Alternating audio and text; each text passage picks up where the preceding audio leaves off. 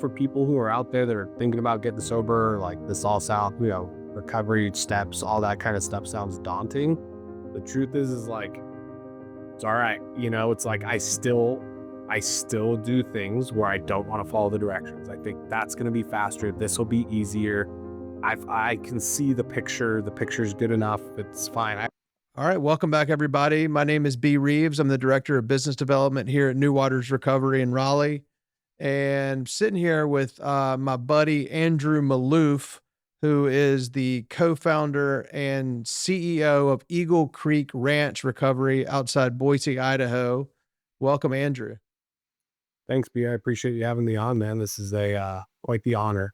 Thank Yeah, you. man, it's an honor to have you here. Thank you for doing it. And you've got quite the background, which looks really good. I remember it reminds me of early COVID when there was that whole rate my room thing where people were leaving books to try to make them look super smart, like and In that, I got stuff that probably doesn't make me look that smart. I have toys and bobbleheads and no, it looks good.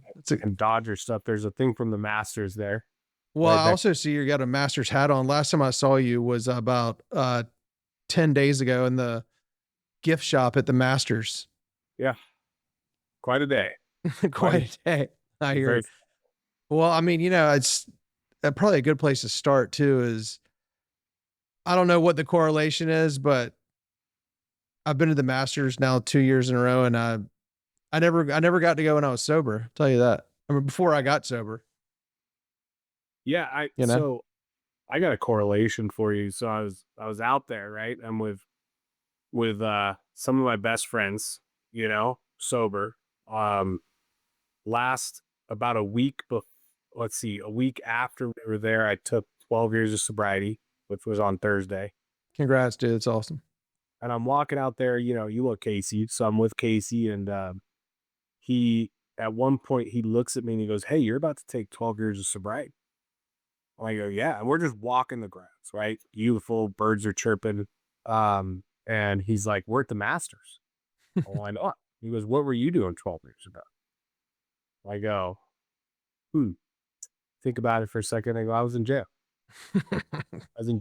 And 12 years later, I'm walking the Masters golf course. I'm at Augusta National. I'm walking with Casey. I'm there with James. I get to see you. And it was one of those moments where I had to stop and reflect on what sobriety has done for me, how far I've been able to come thanks to, the steps and the men in recovery and all this kind of stuff. Who's to be standing there because Casey and I got sober together. So he saw me in 12 years prior. So he knew. And that was a special moment. That might have been the most special moment of the whole thing. And they hadn't even teed off yet. So Man, I've got chills under my quarter zip here. That's so cool, man. I mean, thank you for sharing that because, people who listen to this, not everybody is sober. A lot of people are considering it in what we call sober curious or the loved one of somebody. And the thing is, it's like, we can sit here and just wag our fingers and tell people how great it is. But, this is like showing people, and by living this way, I mean, that concept of, we're likely going to be the only copy of the big book anybody ever sees and attraction, not promotion. It's so true because people in various ways, not necessarily trying to get me to get sober, but like, we're kind of telling me to get my act together, for so long. And I needed, the humbling and the gift of desperation it took to kind of get where I was open to it. But then I needed to see people really enjoying life, being happy, joyous, and free, sober. Nobody could just tell me about it, Yeah, I mean, for sure. And it's, it's a lot of work and all that, but it's slowly, right? Like happens slowly, but it actually, and at the same time, right? It happens, your life starts to get better pretty quick. Absolutely. Yeah, I mean, it's hard, but the path narrows in the beginning, there's no finger wagging needed because it's just not what we really do in AA. It's not what we do. Right. It's like, we're pretty understanding folks, Yeah. And I mean, and I know you, and I know you work a very strong program of recovery, and you said something that reminded me of, I saw this woman, this is, actually also during COVID on a speaker meeting, and I was like checking a box, like I'm going to listen to this meeting, but this is this older lady. I'm probably not going to relate to her. And what you said about, life gets so good and it's so true, but she said this thing that I hope I never forget, which is she said she had been, she had been sober for a little while. And then she started got her life, her marriage back, her kids back, got her job back, back to her house. And then she didn't really do much work on her program, but she stayed sober. And she said, I realized, my life was getting better, but I wasn't getting better, And so like, I gotta keep at it and stay vigilant so they kind of get better together. Hopefully, they can sort of veer off here and there. One, my insides can get better than my outsides here and there. But if I kind of just keep working on it, then I'll keep getting better and my life will keep getting better along with it. I hope that makes sense. Yeah, absolutely. We know what it looks like when somebody's alcohol is in their shot. Right. You know, Yeah. um, that's why it's so important that we have this program. And I was actually just running a group with the guys, and we were talking about the fact that this is like a recipe. If you follow the recipe, it's gonna work. And the nice thing is when I veer off and food doesn't come out just right, right? When my sobriety doesn't come out just right, when my recovery's a little off, when I'm not spiritually fit, I feel it, I notice it, right? And if it's a food recipe, I taste it. Right. Um, and so it's like the good thing is I have this roadmap, I have this recipe, this working recipe. I can go back to it. Like, well, what did I miss? What ingredient is not happening here? And I have all these people, right? I have sponsors and friends and all these resources to go to figure out what did I miss in my recipe. Because that's the problem. Like the outside of my life can work great, and I'm just a mess sometimes, Yep. right? I mean, you and I spent some time together in January golfing again, Mhm. uh, hanging out as friends, and like I was kind of a mess on that trip, right? Not sleeping, in some fear, financial insecurity, just all the things that come up, and I wasn't in a good spiritual place for those few days, and had to get back to what I know works. I had to get back to the recipe, then that's the program, right? It's getting back Yep. to I've been doing more. Totally. And to sort of add on to that metaphor, when I was a kid, or I have distinct memories of doing this with two different models I'd gotten for Christmas. I don't know if they were the same year, but one was a Daisy Duke Jeep, and one was one of the, I guess it's an F-15, like the planes in Top Gun. And there was a model, and I took the stuff out of the box and literally just pushed the directions to the side and put the shell on and the stickers and the tires and the wheels and the lights and the steering wheel, but like the undergird and the engine stuff, I just like, you can't see that anyway. So what's the point? It was just literally a shell of it. But I Mhm, was like, yeah, it looks good. And then my whole life, my mom would always tell me what her mother had told her, which was when all else fails, read the directions. And mhm, it was one of those motherisms that I sort of knew was true, but it was coming from her. So I didn't really take it too seriously. And then back to the recipe, though, when I got sober, I was getting sober, finally, I was willing to, follow the directions, read the directions and follow the directions, which is also, the same thing as a recipe. And when I do, then things tend to go pretty well. But like I have days, and one of the missing ingredients in a day for me when I do my inventory at night, there's just such a direct correlation. When I talk to a bunch of people in recovery that day, and I don't mean my girlfriend who's in recovery or even you, because you're a friend, but like I might not count you because we are work colleagues too. But like, but with those days when I'm like driving with windshield time and talk to a bunch of people in recovery, especially newcomers, when I do that inventory at night, those tend to be the days that I like feel the best when I hit the pillow. But those days when I just sort of get too busy or just sort of choose not to, like, hey, I'd rather listen to this podcast than call this guy right now, Um, yeah, it's an easy fix too. That's the thing. yeah, yeah. It's funny we're doing this on a Tuesday because Tuesdays that's like my built-in day for this, right? And I got to do it other days too, but Tuesday is when I meet with my sponsees, and then I go out to dinner with all my sober buddies, and then we go to our home group, and I'm home a little later on Tuesday. That's like my built-in automatic show up for my recovery day every week, you know. That's awesome. And it's funny you mentioned the models too. I have 3 kids, and I was never a big Lego guy, but I started buying Legos for my boys, and now I'm like hooked on Legos. It's super calming. It's I get to just follow directions, right? And with Legos, if anybody's ever built Legos, that's a great metaphor for getting sober and recovery. It's like you got to follow the directions, right? You'll get 8 steps down the road, you miss something. You're like, oh shit, better go back, take it off, put it back together. It's all right. You get back on track. But yeah, man,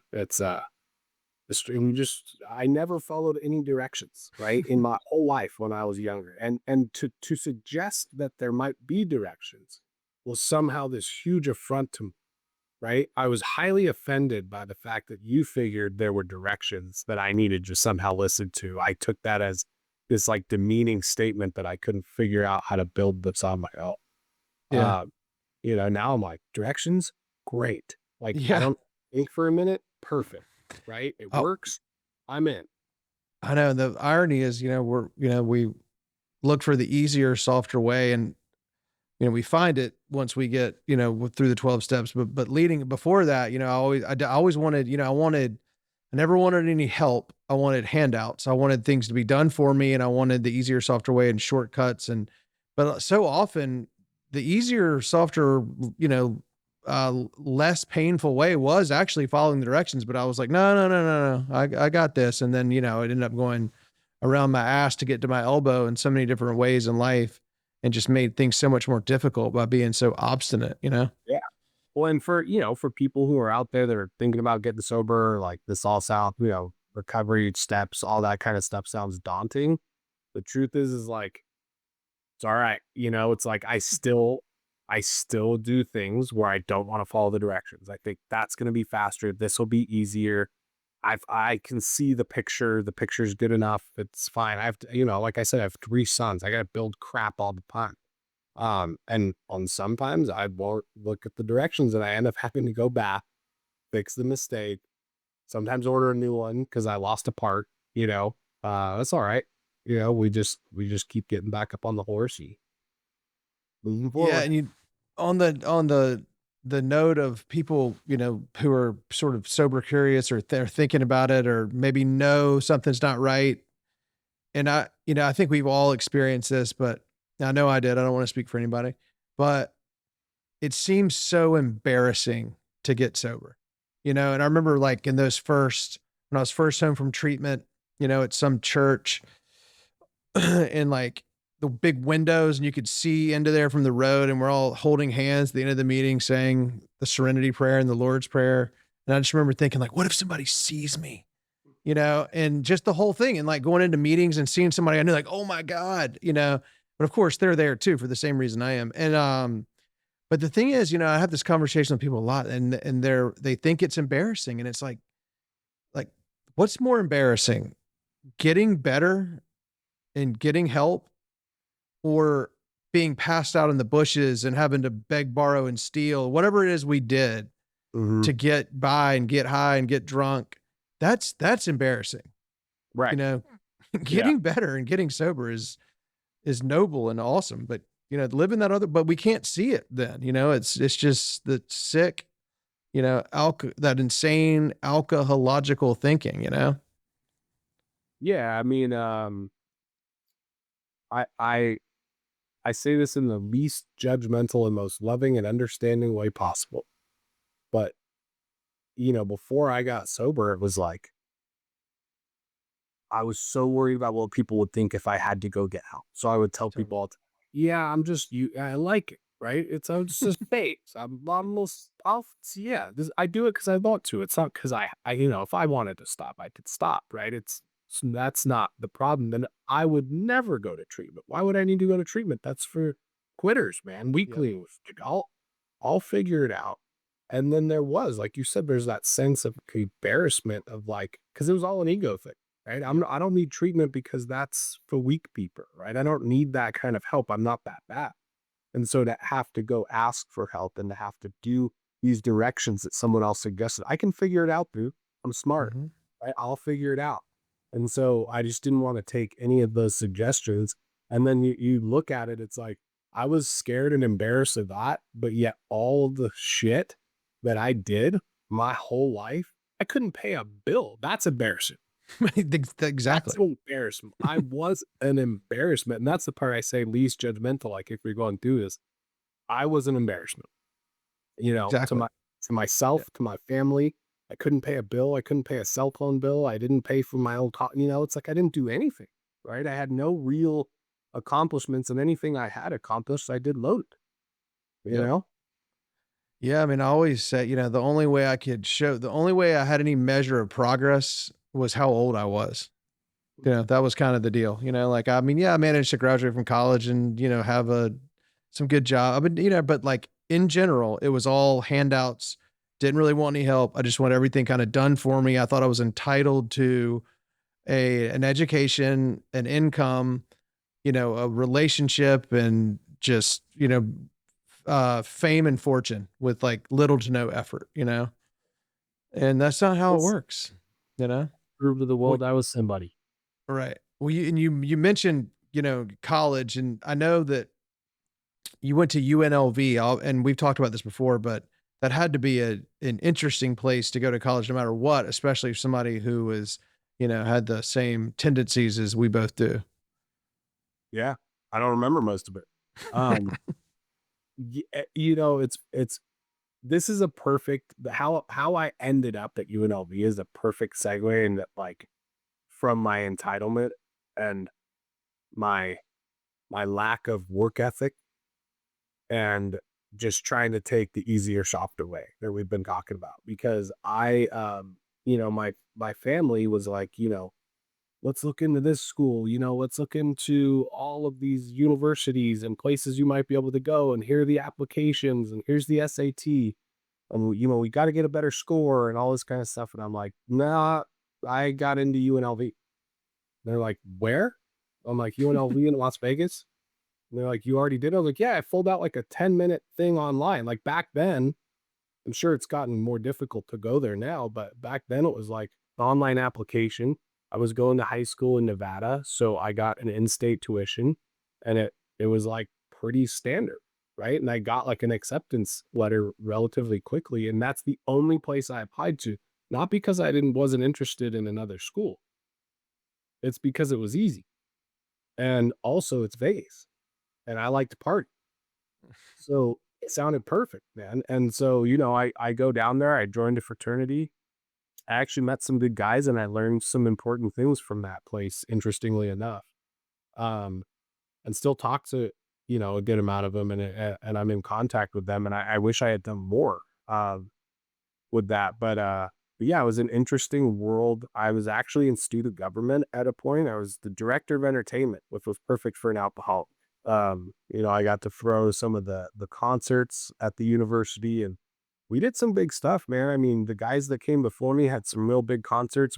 The one I did when I was the director was with 3 6 Mafia, Bone Thugs and Harmony, Ghostface Killah's big rap concert, which was Wow. awesome. I loved hip hop music and I was pretty that's one of my few things that I was pretty proud of before I got sober was that concert and the work that I put into that.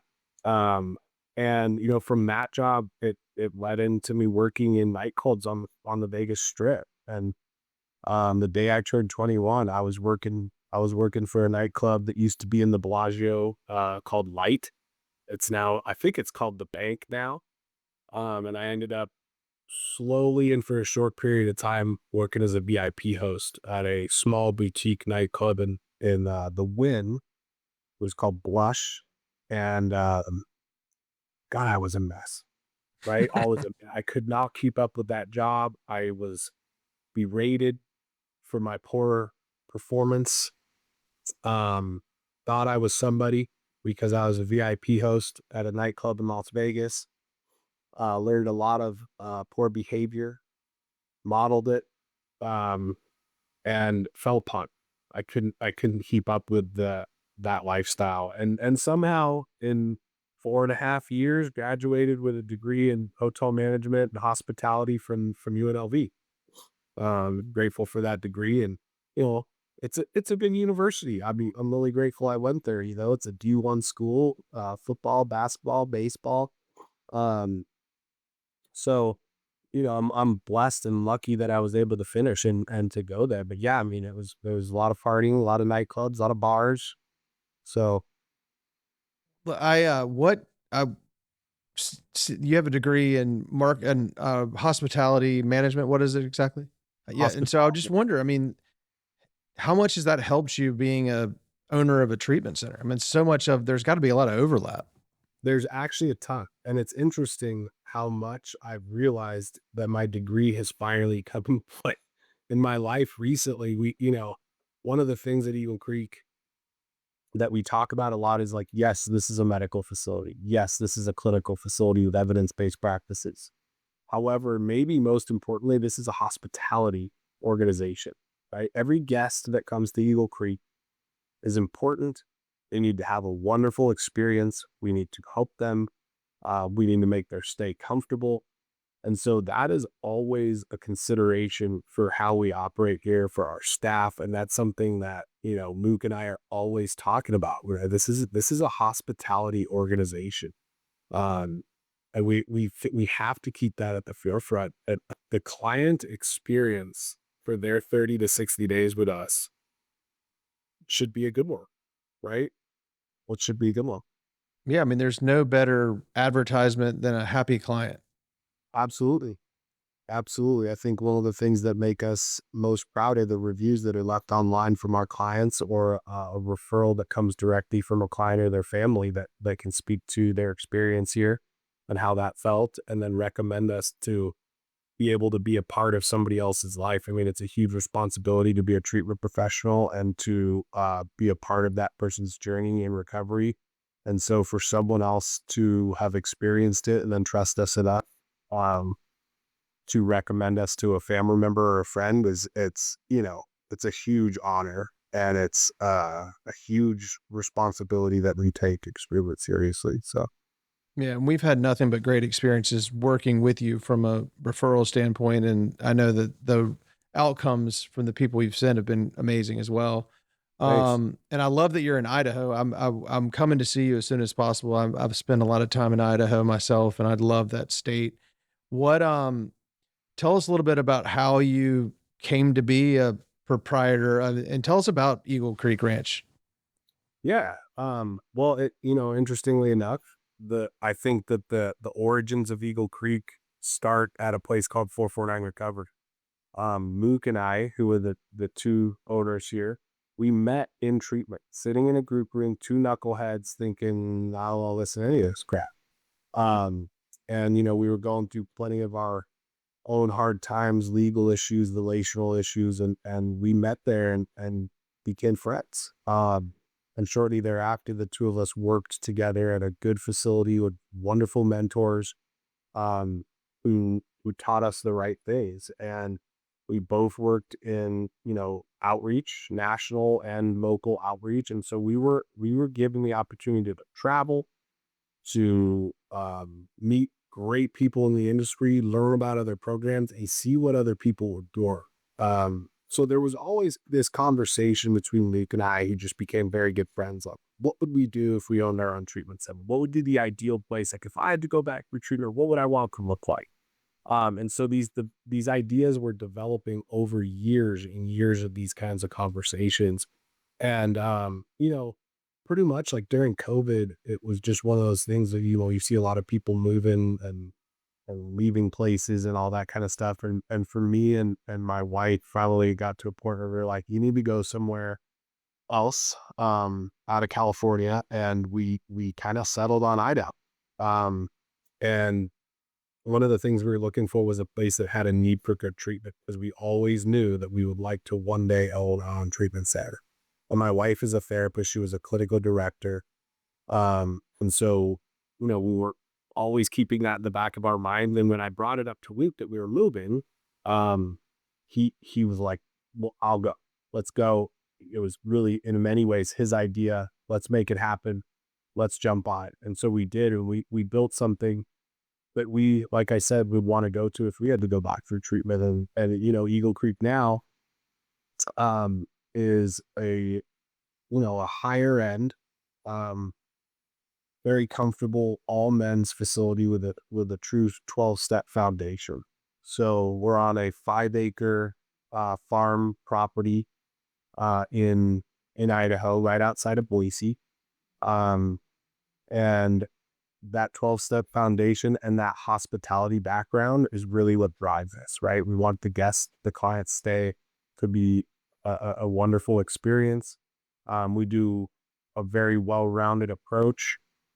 And so some of your groups are going to be 12-step focused, some of them evidence-based clinical. We have 24-hour nursing on site, and we can do a subacute detox here as well, 30 to 60-day stay. And we also offer things like a lot of holistic stuff like breath works and yoga and Reiki and sound baths and that whole thing. And we do a lot of adventure therapy here. So getting out, rock climbing, river rafting, ropes courses, horseback riding, equine therapy. The food's great. The guys are great. The staff is wonderful. I mean, they're the deal, right? The staff that works here and how much they care about what they do, taking on that responsibility I spoke about of treating clients with addiction and dual diagnosis is a huge responsibility, and everyone here takes it seriously, and they have to, right? So it's a requirement to work at Eagle Creek Ranch, and our alumni and our guests, um, they're the proof in the pudding. It's their work that they put in. They are the star of the show. Well, and making sure treating staff well is the key to all this as well, because if you have disgruntled staff members, it's going to reflect immediately into the clients and the guests. And then it's just I mean, it doesn't have to trickle down very far either for that to be just a bad scene. And so, we're not perfect. We do our best to treat our staff well. And so we want them to want to be there and want to be helpful. And, and like you said, I mean, this is not, yes, I'm glad we touch on the hospitality thing because that's such a huge piece of it, but people aren't just coming to, get away for the weekend when they're in treatment. They're very raw, or we are very raw, and we need extra, next level hospitality from our staff. And, and that's the best way for people to have a good experience is to have staff who care, because we can have, whistles and bells and great food. All that stuff's important, but like the most important thing is to have a staff who's compassionate and competent. And, Yeah. but as far as some of the, we have a lot of overlap and, in terms of what we do with holistic services. And, when I'm doing a tour, I always try to make sure people understand that, hey, this is not just to be fancy, to look like, to say, oh, this is to make people feel better faster. And that's what this is all about. All that Yeah, stuff helps. it really does help, and you have to offer within your vision, within your expertise, within your niche of what you can do well. But we feel that you have to offer a well-rounded, group of services, because it might be the breath works for one guy that changes his entire stay while he's here, right? For another guy, it might be, you know, the outdoor adventure therapy. It might have been he's sitting on a river raft going through White Rapids, and that's the moment that it clicks. Oh my God, I'm having fun. I'm outside. I'm sober. We're laughing, right? And it might be sitting in a 12-step meet. It might be sitting with your therapist and just talking and having that light bulb go off, right? I don't know what it's going to be. And it might, and very often it's sitting with a nurse. It's sitting with a tech who comes outside while you're smoking a cigarette about to start crime.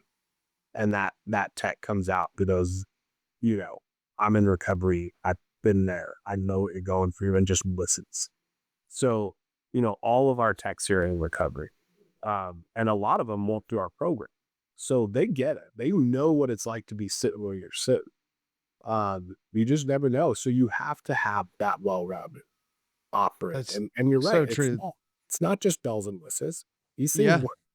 They're Yeah. effective. That's such a great point. You never know what's going to click, and somebody who has maybe had a life where they were able to raft, like that won't be as a big a deal to them, but somebody who's never done that or has been afraid to do that kind of stuff may have that kind of spiritual experience, right? Right there on the river, or, that person who what he wasn't expecting to be in recovery. That's such a great point. You never know where that kind of God wink is going to come from.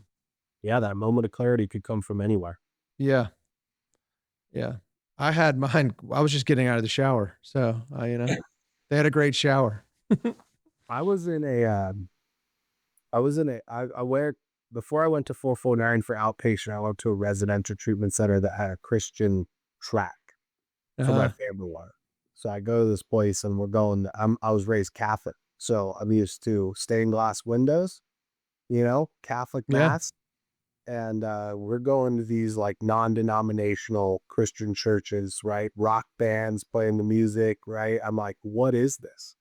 So I didn't want anything to do with it, right? I'm like, this is not what I'm used to. I'm uncomfortable. I don't like it. But I was in one of those places, and that that whole situation made me put my head down and just say the first honest prayer and talking to God that I had ever said in my entire life. And all I really said is, I don't know what I'm doing and I'm super scared. Right. I don't know. I don't know where I'm going, man. And I think I'm willing to admit that I'm an idiot, and it felt really good, Yeah. to like how I've been making bad choice after bad choice, thinking I know better, let my ego run the show. And that's really all I said, man. Like I'm an idiot. I don't know what I'm doing.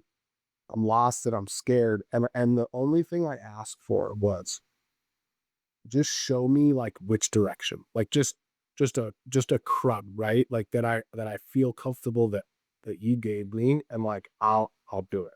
I'll do it. Yeah. And he did.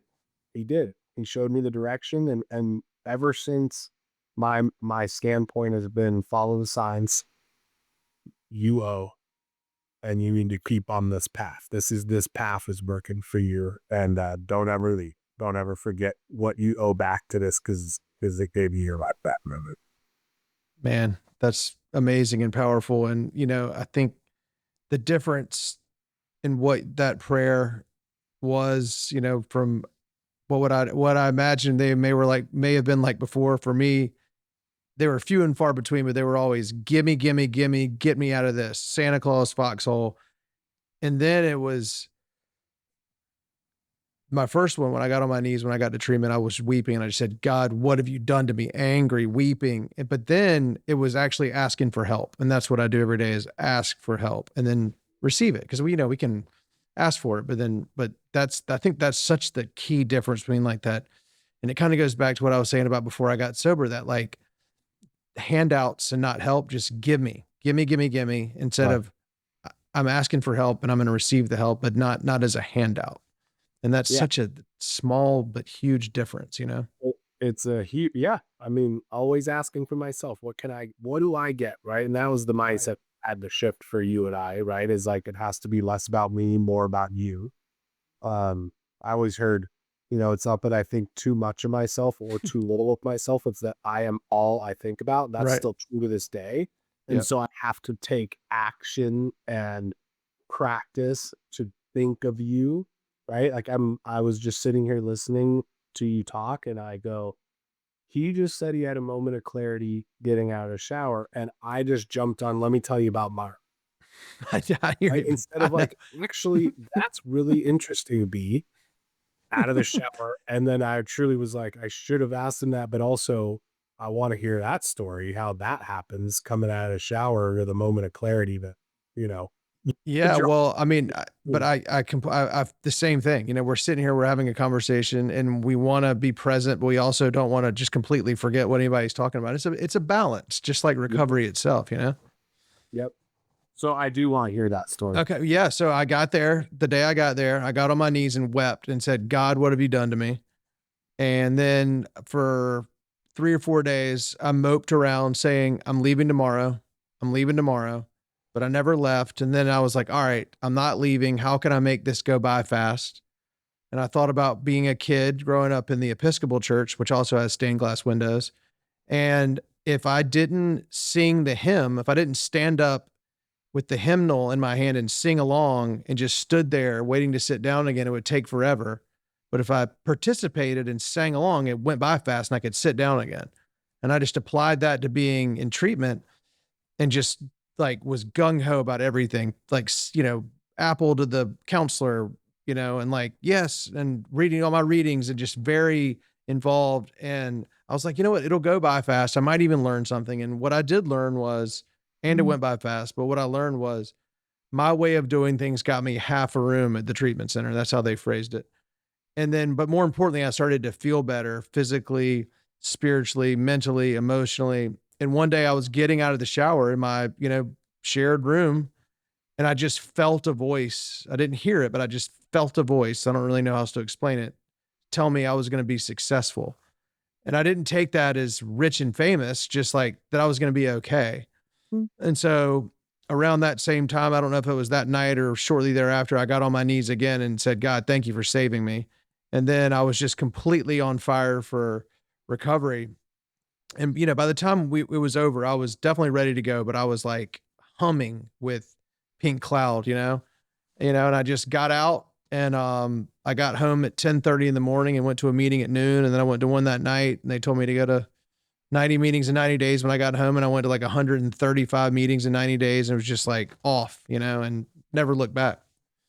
So was that also the moment when like your obsession to drink and use was lifted? Like, as it It's a returned? good Was it question.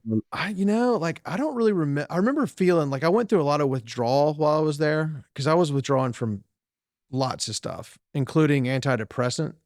And, but yeah, I don't know. That's a good question. I just know that that was the moment when I was just like, it's over, because I guess it was because I was moping around thinking about how it'd be much better to be like, getting high, getting drunk, whatever. But like when I got out of that shower that day after participating long enough for the time to go by fast, get that little piece of education, but more importantly, start feeling better in every way. And I just got it. And after that, it was just totally gone. That's Yeah. awesome. Yeah. I just remember that. Like, I'll never forget that moment in that church saying that first honest prayer where I'm not asking for anything for myself other than to just guide me. And I, when I stopped praying, the obsession was gone and it's never returned when I noticed that immediately. Yeah. Um, and I think what I took a lot from that is that I have goals. I've always had goals, but my actions always worked against my goals. My actions were ego based, right? So I would always take these actions that were taken from a stance of ego and they never served my goals. And I knew they reaped, but I didn't care. Mm-hmm. And so, in your story, your goal was make this go by faster, right? Right. And so you just did what would make it go by faster. And even if that's the goal, that's okay. Um, instead of standing there with ego, like, I will not participate, Right. right? Working against all your goals. It's working against, like, what are you doing? You're just wasting time. It's taking longer. You're unhappy. But I would prefer to be, or prior to getting sober, I would prefer to be unhappy and make a point and feed Mm-hmm. my ego than to Mm-hmm. achieve and reach my goals in the place of peace and happiness. So today, I just try to look at it like, what's the goal? What am I trying to accomplish? Does this action serve my ego or my goal? So, it's a much easier way to live, man. Yeah. You don't have to sit Absolutely. here It with is. all of that.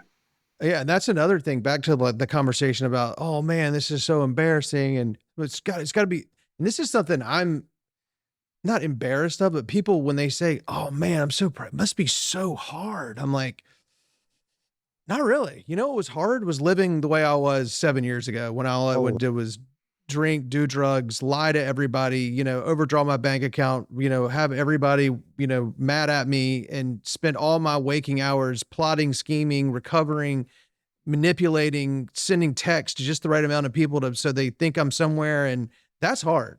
That's hard. This is the easier, softer way. yeah. I think I was a professional bank account overdrawer. Absolutely. I was big on that, Oh yeah.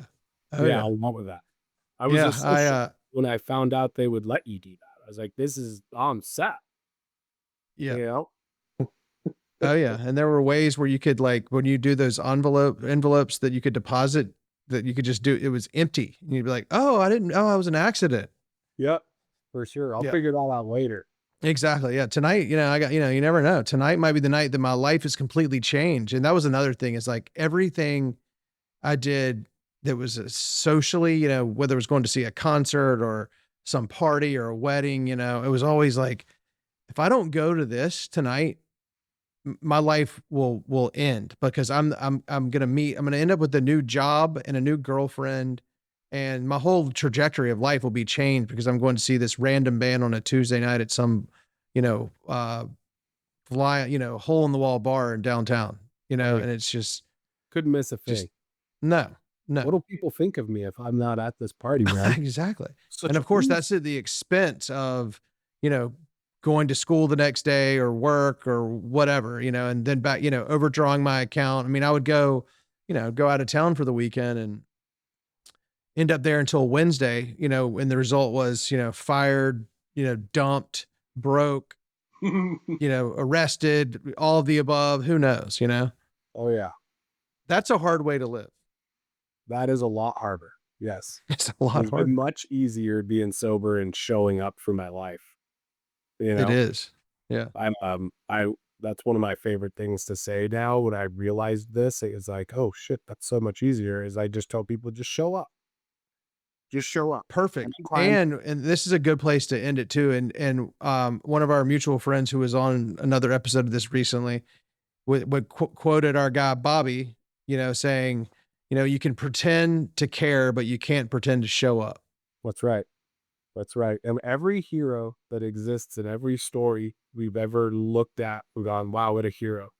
What they did was show up, and then they did their Exactly. job. And that's what they'll say when somebody asks them, wow, you're a hero. They'll say, you know what, I was just doing my job. And there's truth in both of those, right? Heroes just showed up and they just did their job. And that's what I'm certainly not a hero. But I just, for my kids, for my life, the best I can do is try to show up, be on time, be present. And I screwed that up a lot. I do. I screwed up a lot. That's my goal, is to just show up. Love it. Well, this has been absolutely awesome. Thank you so much for doing this, Andrew. Thank you. Before we go, will you just tell us how people can find you and find Eagle Creek? Yeah, absolutely. You could visit us on our website at www.eaglecreekranchrecovery.com.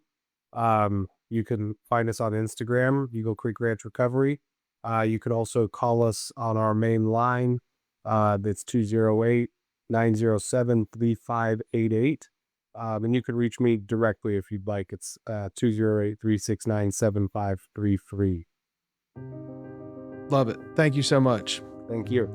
If you liked what you heard today or just want to know more, give us a call on 919-670-8119 or visit us at newwatersrecovery.com. Thank you.